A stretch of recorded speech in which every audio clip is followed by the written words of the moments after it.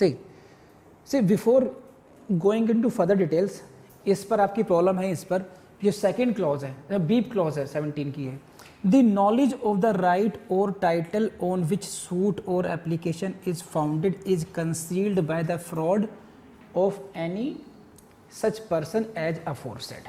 This is knowledge of the right or title is concealed by fraud. So the question from your side is what कि what do you mean by knowledge of the right or title. Suppose example लेता हूँ मैं आपको, suppose any one of you, आपके ताऊ जी या मामा जी ने, इधर your uncle, maternal uncle has gifted you some property worth 2 crore rupees.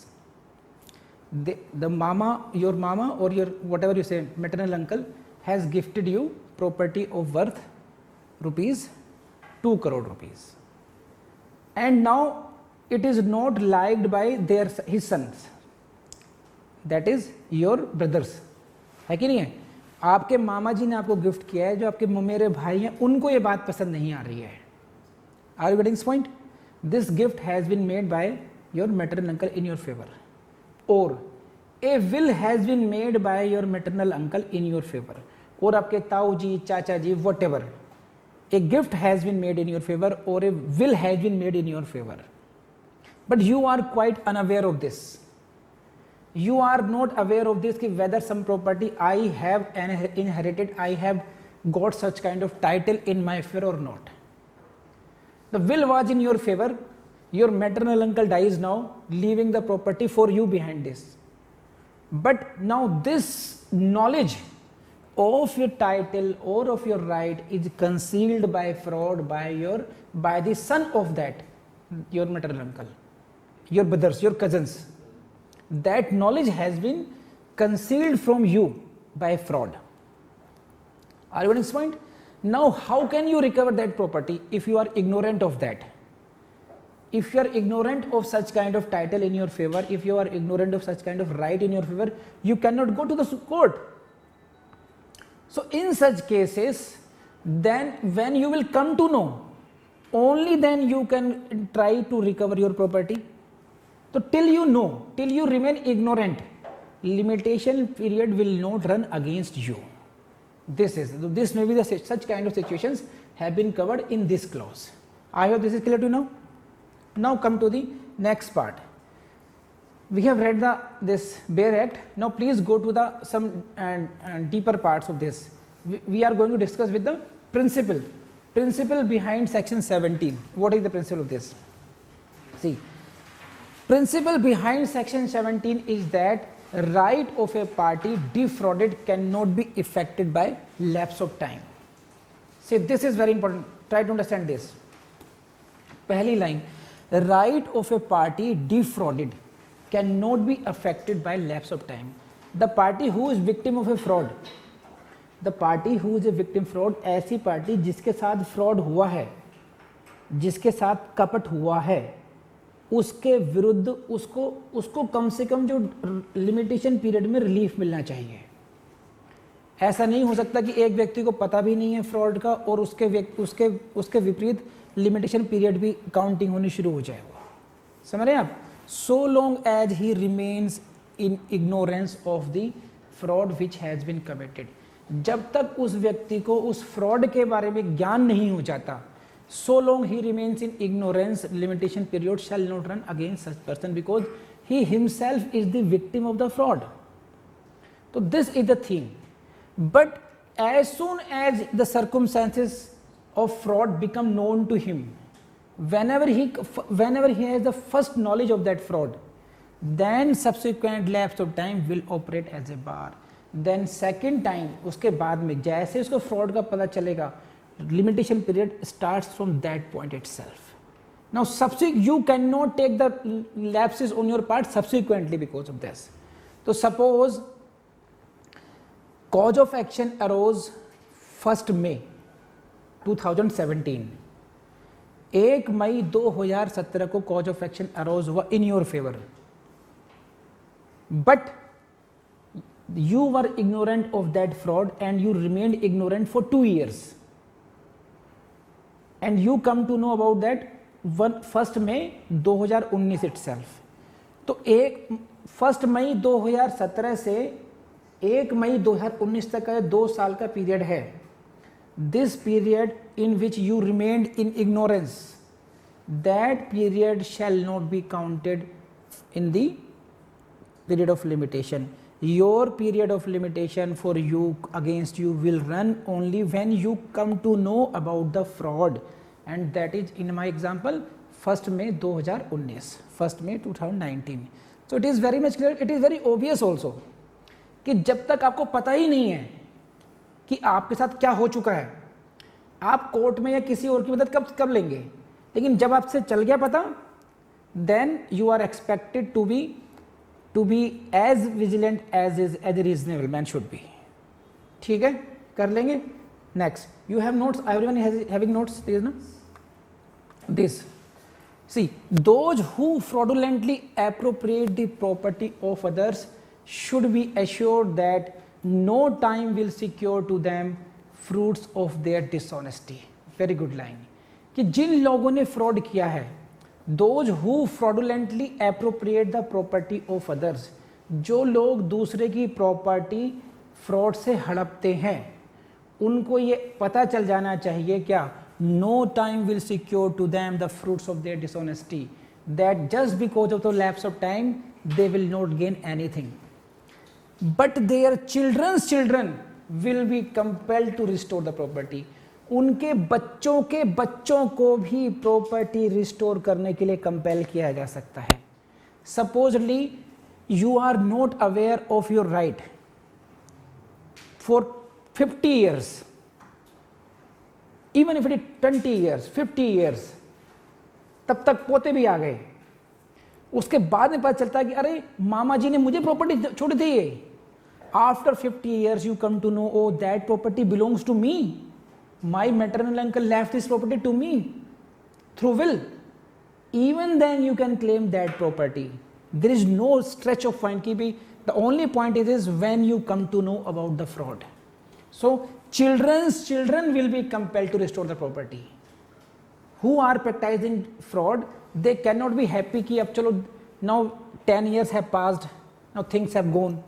वो ये नहीं सोच सकते कि 10 साल हो गए, 20 साल निकल गए, अब शांत हो गया मामला, अब कहीं कोई दिक्कत नहीं है, प्रॉपर्टी हमारी हो गई. No, whenever the party will come to know about his right or his title, he can approach the court. तो मेरे ख्याल से it is amply clear to you. Now the point to be noted, and this point can come to your prelims exam as well.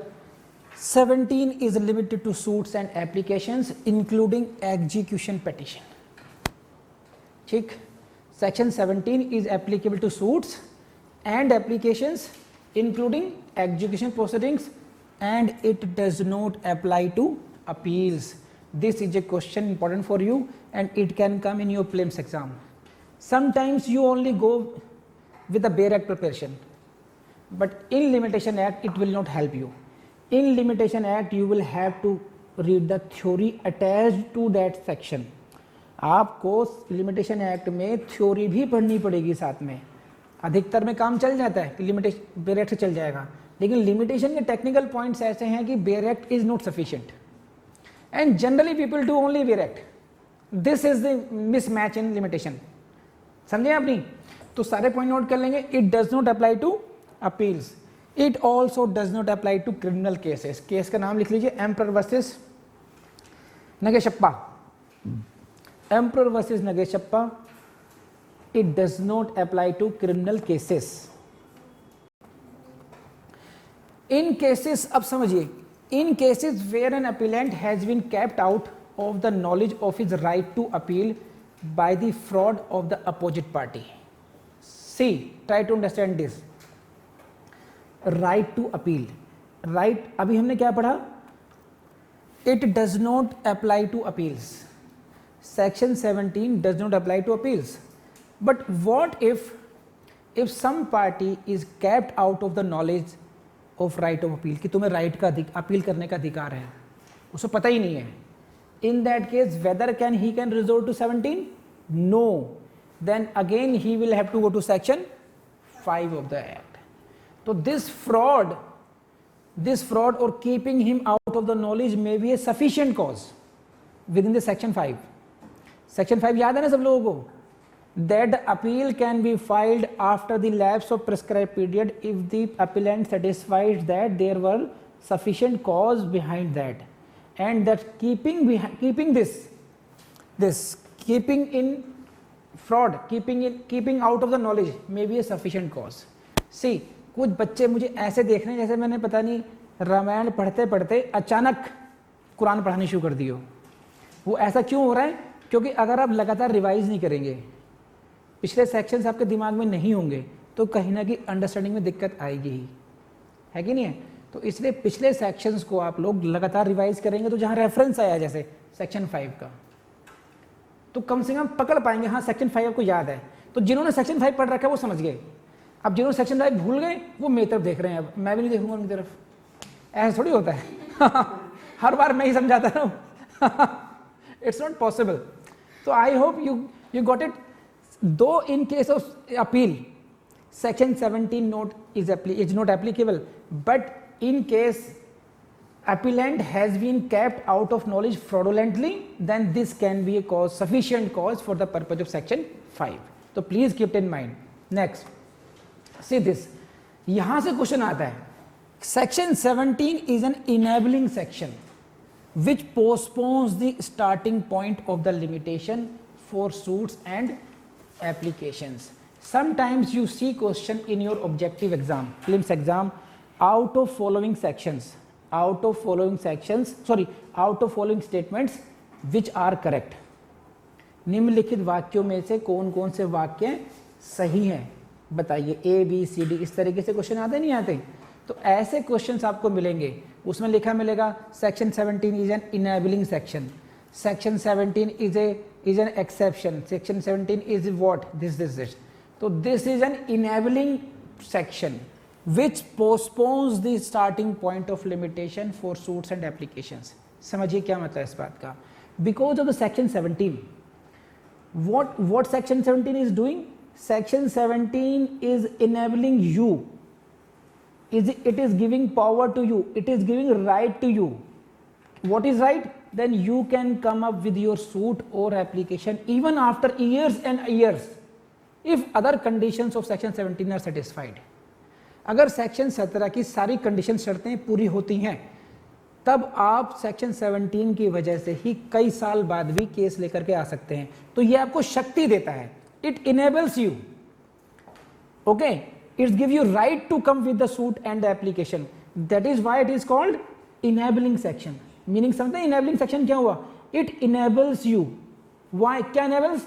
कि it postpones the starting point of limitation, कि for you, because you are the victim of fraud, because you are the victim of mistake, because you are the victim of fraudulent concealment of document, therefore for you limitation period will not from here but from there, here this point, because here you come to know about your right, about the fraud was discovered to you later on, so therefore limitation period will start at some later situation. अगर ये बात समझ में आ रही है तो please raise hand. ठीक है। Now it is also very important. Next point to be noted, the fraud mentioned in this section must be committed by the party against whom a right is sought to be enforced, that is the defendant or his agent. If the fraud has been committed by a third person, this section will not apply. Very important point to be noted for you. बहुत महत्वपूर्ण बिंदु है, note कर लेना चाहिए आप लोगों को कि जो फ्रॉड की बात हम कर रहे हैं, ये क्वेश्चन भी आ चुका प्रीलिम्स में, section 17, see this,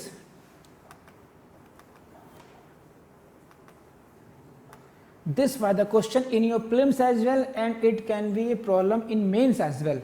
The fraud contemplated by section 17 of limitation act is that of defendant, और third person नहीं है, it is of a defendant. This by the party, committed by the party against whom a right is sought to be enforced, that is defendant or his agent. So if the fraud has been committed by a third person, this section will not apply. So section 17 will apply only when when this fraud has been committed by the person against whom you are bringing the suit. जिस व्यक्ति के खिलाफ विरुद्ध आप suit लाना चाहते हैं उसी व्यक्ति ने फ्रॉड किया हो, you are the victim of that fraud, जिसने फ्रॉड किया है उसी के विरुद्ध अगर कोई थर्ड व्यक्ति ने फ्रॉड किया है तो section 17 will not help you. ठीक है, कर लेंगे आप। तो ये पॉइंट्स जो छोटे छोटे पॉइंट्स हैं, these points are very important for your prelims exam as well. And case is what? Bakunt versus Kesar. Please write down the case. Bakunt versus Kesar. The date of knowledge of fraud or mistake is to be excluded from the computation of limitation period. Please go to section 12 as well. What it says?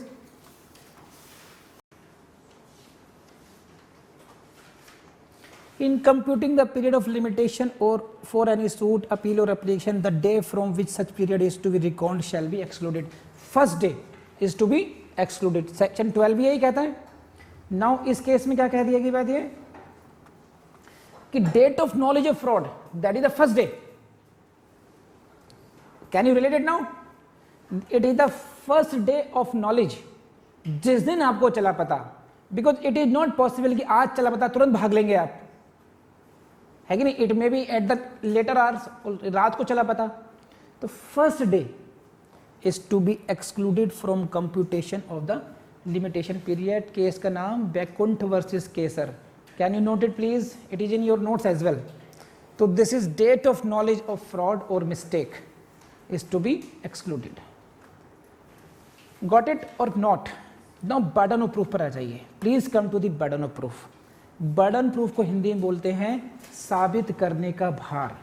Now there was a fraud against me and I came to know about this later on. कि मेरे खिलाफ सोनिया ने fraud किया था और मुझे आज ही पता चला इस बात का, और इसीलिए मुझे इतने साल बाद भी सूट लाने की परमिशन दी जाए। तो ये कौन प्रूव करेगा? Because I am seeking the favour from the court, I am seeking favour from the court. तो if the plaintiff claims exemption on the ground of fraud on the part of the defendant, he must prove the fraud. If I am claiming exemption कि my limitation period should have been started from this date because I came to know about this fraud हुआ था मेरे साथ, तो it is the duty of the plaintiff who shall prove this. I hope कर लेंगे आप लोग। समझ में आ रही बात? कल्याणमल, द केस का नाम Kalyanmal versus Ahmaduddin. The court will not presume it from the mere existence of suspicious circumstances. Court will not presume in your favor. If you bring a plaint, okay, and in that plaint you discuss कि what are the circumstances for which my period should be condoned, है कि नहीं है? इस period का मुझे section 17 में लाभ मिलना चाहिए, समझे? तो केवल आपने लिख दिया and you are discussing the suspicious circumstances, it will not help you. Court will not presume in your favor. You will have to prove as a plaintiff. Plaintiff को अगर ये exemption चाहिए, exemption कौन सी? Exemption on the ground of fraud. This is exemption on the ground of the fraud by the defendant. Then he must prove the fraud. कि I am the victim of the fraud committed by the defendant and therefore I am before the court after such duration. So it is the burden of proof lies upon plaintiff. When the plaintiff proves it, if the plaintiff proves it, then the burden shifts upon the defendant respondent to show that plaintiff had clear knowledge of the facts constituting the fraud at the time which is too remote to allow him to bring the suit. Now suppose क्या कहना चाह रहे हैं, देखिए एक fraud हुआ, ऐसा समझिए कॉज ऑफ एक्शन अराइज हुआ 1 जनवरी 2018 को, cause of action arise suppose 1 जनवरी 2015, 1 जनवरी 2015 को लिख लीजिए, 1 जनवरी 2015 को फ्रॉड हुआ, डेट लिख लीजिए बस। Supposedly Their the cause of action arose 1st January 2015 and period of limitation was of 3 years. ठीक है, that lapsed on 1 जनवरी 2018. तो period of limitation lapsed on 1st January 2018. But because of fraud, you were not aware of that. You came to know only on 1st January 2019 now. आपको 1 साल बाद चला पता. You came to know about this only on 1st January 2019. Therefore, you will get the 3 years from 1st January 2019. So your period will be up to 1 January 2022. 1 जनवरी 2022 तक का आपको 3 साल ये मिलेंगे. समझ में आ गई बात? Because why it is so? Because you came to know about the fraud only on 1st January 2019. लिख रहे हैं ना आप लोग, डेट लिख रहे हैं ना आप लोग. नाउ ये जो प्रूव करना है कि till 1st January 2019 I was in ignorance, मुझे फ्रॉड का पता ही नहीं था, मुझे इस बारे में 1 जनवरी 2019 को पता चला. ये साबित करने का भार, ये प्रूव करने का भार, और क्यों रहा पता चला? क्योंकि सामने वाले व्यक्ति ने फ्रॉड किया था मेरे साथ. इसको साबित करने का भार प्लेंटिफ का होगा. अब तो समझ गए बड़े तरीके से, ये प्लेंटिफ प्रूव करेगा. वे नाउ अगर प्लेंटिफ ने फ्रॉड प्रूव कर दिया, now the burden shifts when the plaintiff proves it, then the burden shifts upon the defendant respondent. क्या करने का? To show that plaintiff had clear knowledge of the fraud. अब ये साबित करने का भार कि नहीं ये गलत बोल रहा है, इसको फ्रॉड की जानकारी बहुत पहले से थी. फिर then defendant will have to prove it. First burden of proof lies upon the plaintiff that he should prove the fraud by the defendant, and if the defendant want to negate it, then his duty comes. पहले plaintiff पूरा कर they prove अपने को. समझ गए आप लोग बात? कर लेंगे इसको, ठीक है. चलिए नेक्स्ट पार्ट पर आइए. अब इसमें कम टू द प्रोविजियो. तो this is also the proviso is very important for the purpose of your mains. See you can see the problems in your mains exam only on the proviso. And it is advisable to you when you see any problem, when you face any question in your mains based upon proviso of section 17. So then you need not to write entire section. In case अगर mains में आपके सामने कोई question मिल जाता है और जो dependent है या रिलेट करता है सेक्शन 17 के प्रोविजियो पर, ऐसी स्थिति में आपको पूरा का पूरा कंप्लीट सेक्शन 17 लिखने की जरूरत नहीं है. आप सीधा ये कहिए कि ये समस्या है, प्रॉब्लम है सेक्शन 17 के प्रोविजियो से संबंधित है, which says like this. Only write the given problem is related to the proviso of section 17 which provides as this. You need not to write the entire section. Directly come to that specifically, whether it is related to the proviso or whether it is related to any subclause of any section. So इसका ध्यान रखेंगे आप लोग. It is not IPC कि वहाँ पर तो इतने लंबे सेक्शन है नहीं. In IPC except 299 and 300 you don't see any such kind of lengthy sections. So there in that case you have to write entire section. That is interlinked also. But in case of limitation, अलग-अलग there are different clauses. And they are not interlinked as well sometimes. To go and write a specific clause. कर लेंगे. Now come to this proviso. Suppose कीजिए, I give you an example. एक example समझिए पहले. Supposedly a property has come to you by a will. Okay? एक property आपको वसीयत से मिलती है आपको. But you are not aware of that property. आपको उस प्रॉपर्टी की जानकारी नहीं है. समझ गए आप लोग? Why you are not aware? Because the defendant came in to the possession of that property and he practise fraud upon you. Defendant के कब्जे में प्रॉपर्टी चली गई, उसने उस पर कब्जा कर लिया और आपको पता भी नहीं चलने दिया फ्रॉड के द्वारा. सही है? तो if you are the victim of a fraud and because of that you are ignorant that some title belongs to you, some property belongs to you, so you obviously you cannot go to court to recover it. जब तक आपको पता नहीं चलेगा कि कोई property आपको मिली है, आप कोर्ट में जा भी नहीं सकते हैं. Now supposedly you are that fraudster, आपने वो फ्रॉड किया है. Now you sold this property to third person, आपने वो संपत्ति किसी तीसरे व्यक्ति को बेच दी. And that third party, that third person who is the purchaser is unaware of such kind of fraud, उसको उस फ्रॉड के बारे में कुछ नहीं पता.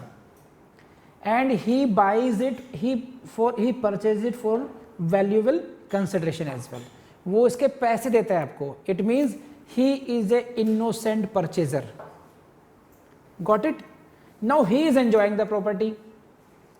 After 10 years 20 years you come to know about the fraud. 10 साल बाद 20 साल बाद आपको इस फ्रॉड का पता चलता है. Now you come to the that part कि मुझे रिकवरी, मुझे प्रॉपर्टी चाहिए. That property is in the possession of now third person. Now so what is to be done in that case? In that case, what is the right, what will be the situation? Because you are seeking exemption of, now right now we are seeking the exemption of limitation period. Now this problem is dealt by this proviso. So now please go to the proviso. This is what, that nothing in this section shall enable any suit to be instituted or application to be made. This is actually, protection has been given to the person who is the innocent purchaser of such property. This is basically, proviso is the protection to the innocent purchaser. What it says? That nothing in this section shall enable any suit to be instituted or application to be made. What? To recover any property. ऐसे पढ़िए आप. To recover any property or to enforce any charge against such property or to set aside any transaction affecting that property. ये 3 अलग अलग terms हो गई. To recover the property, to set aside any transaction, to enforce any charge against such property. कौन सी property? जिसके लिए आप suit लाना चाह रहे हैं. तो for which you are bringing the suit, for the property for which you want to make an application. This is that. When any property which in the case of fraud has been purchased for valuable consideration, and please highlight this, has been purchased for valuable consideration. This property has been purchased for valuable consideration. Are you getting? समझ पा रहे हैं आप ये?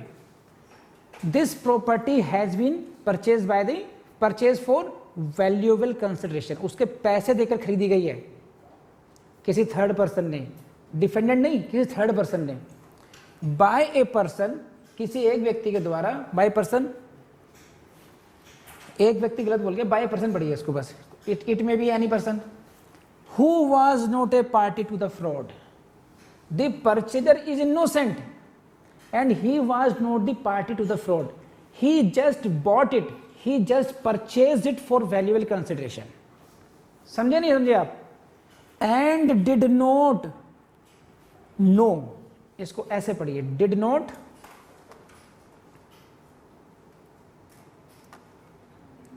see, green वाला part पढ़ना केवल आप. Did not know or have reason to believe that any fraud had been committed. कब? At the time of the purchase. At the time of purchase, he did not know or have reason to believe that any fraud had been committed. ना तो वो fraud में शामिल था, ना ही उसको उस समय ये पता था कि इस प्रॉपर्टी के संबंध में कोई फ्रॉड हुआ है, और उसने पैसा देकर, रोकड़ा देकर के वो जमीन, वो प्रॉपर्टी खरीद ली. ऐसे व्यक्ति की बात कर रहे हैं हम लोग. तो each and every word is important for you. कर लेंगे आप. ही परचेज फॉर वैल्यूएबल कंसिडरेशन. कौन? By person who was not a party to the fraud, जो कि उस fraud की पार्टी नहीं था, उस fraud में शामिल नहीं था, and did not at the time of purchase know or have reason to believe that any fraud had been committed. समझे आप? कर लेंगे आप? So if in this case, अगर ये जो व्यक्ति है जिसने परचेज की प्रॉपर्टी इस तरीके से, अब इसको पढ़ो आप, that nothing in this section shall enable any suit to be instituted or application to be made to recover. Because of this section 17 will not help you to recover the properties from such person. Are you getting this point? Section 17 will not help you to recover the property from the who is the innocent purchaser, who at the time of purchasing neither was he was not a party to the fraud, neither he knew or had a reason to believe that a fraud has been committed who are this property, and he is the bona fide purchaser. ऐसा कह सकते हैं bona fide purchaser for valuable consideration. समझ गए आप लोग? कर लेंगे ये. Now come to the next part. See, इस सेक्शन को 17 को समझने के लिए आप लोग को you should also have the good understanding of section 17 Contract Act, which defines fraud. Section 17 defines what? Fraud. Fraud. Section 17 defines fraud. It says what?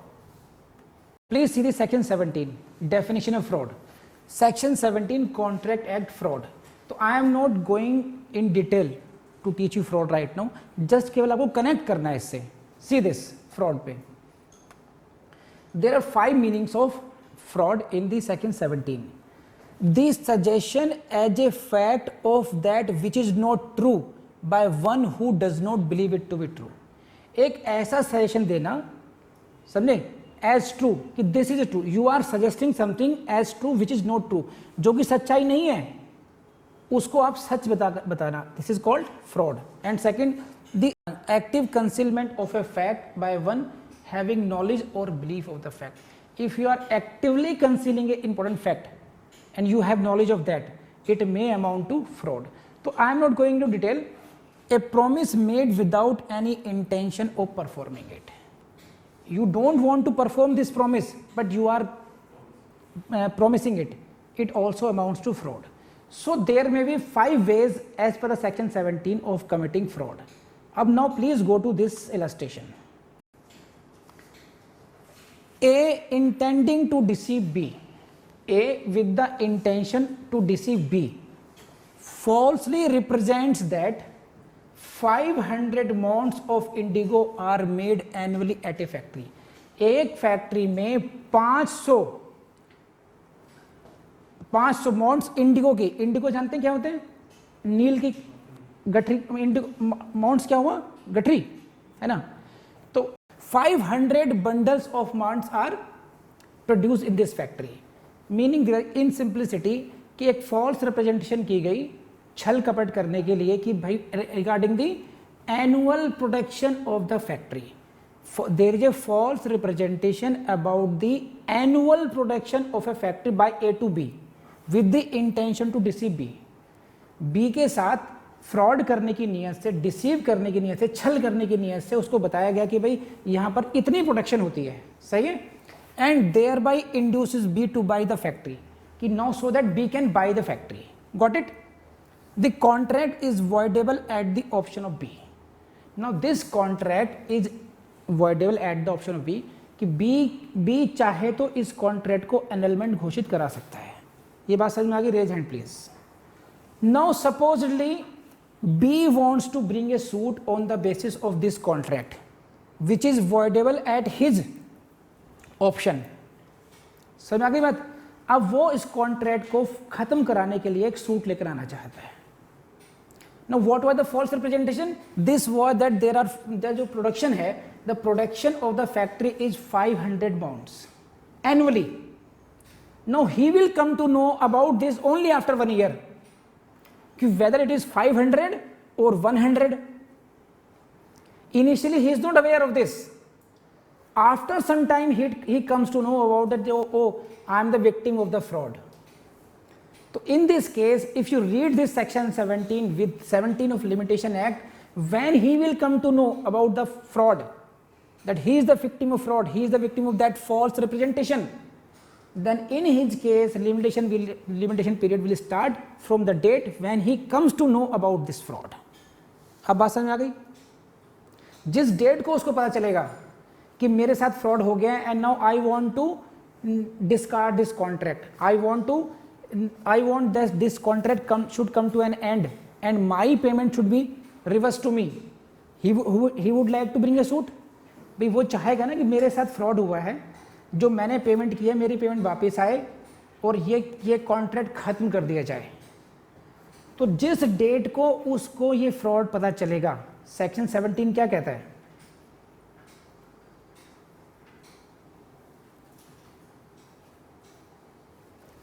The suit और application is based upon the fraud of the defendant, respondent और his agent. समझ में आता है नहीं? तो this suit of A is based upon the fraud of B, जो मैंने उदाहरण बताया रजिस्ट्रेशन. तो हो गया अप्लाई, नहीं हो गया ये? तो this is regarding this case. अभी कर लेंगे आप लोग अभी. Now similarly you should go to section 20. See, please see this illustration. This is illustration of section 70 of your Contract Act. Section 70. A tradesman leaves goods at B's house by mistake. एक व्यापारी है, वो B के घर पर कुछ goods को गलती से छोड़ देता है. B treats the goods as his own. B उनको अपनी समझ करके यूज करता है. He is bound to pay A for them. समझ गया था? Now he is in this case B is bound to return, because now if A wants to bring the suit, if A wants to bring the suit, it will be based on the mistake. The suit, see the suit और application for leave from the consequence of a mistake. तो can you relate it now practically? Section 70 में ये जो tradesman है, जो tradesman है, this if he wants to bring the case, he will be seeking relief on the as a consequence of his mistake. This is the case of quasi contracts. No one can be enriched at the cost of other. Unjust enrichment नहीं होना चाहिए. There should not be any unjust enrichment. Are you getting smart or not? So if in this case ये tradesman है, if he wants to bring a suit, it will be a suit on the basis of mistake. In that case, he can get the relief of section 17 if other conditions are satisfied. So this is the section 17.